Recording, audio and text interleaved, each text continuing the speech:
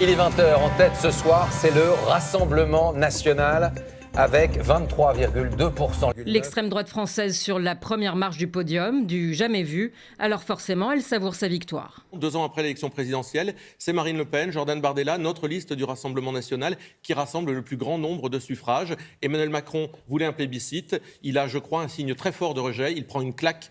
Le parti présidentiel a perdu son duel, mais il préfère quand même voir le verre à moitié plein. Et là où le Front National voulait faire de ces élections finalement une sorte de référendum pour ou contre l'Europe, force est de constater qu'il y a une dynamique plutôt positive pour les Européens. Fracture, pays divisé, Belgique coupée en deux, les gros titres sont inquiétants. En Belgique, ce ne sont pas les élections européennes qui font la une des journaux, mais les élections fédérales et régionales. Et le souvenir le plus marquant de la soirée électorale de la veille, c'est bien souvent le score impressionnant de l'extrême droite flamande.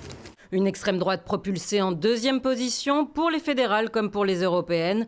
De quoi ravir les militants. Je suis flamand nationaliste. Pour moi, il n'y a pas d'amis wallons, nous devons divorcer avec eux. On imagine ce qu'ils pensent de ses amis européens. La Suisse n'est pas membre de l'UE, c'est donc en spectatrice qu'elle a suivi le scrutin.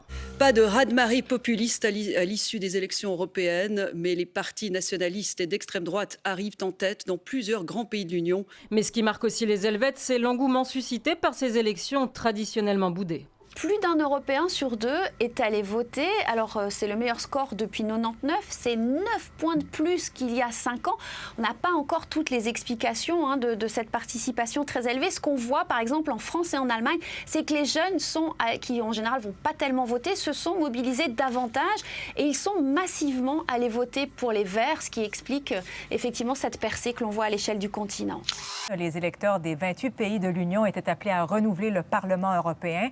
Plus loin, mais tout aussi attentifs, les Canadiens.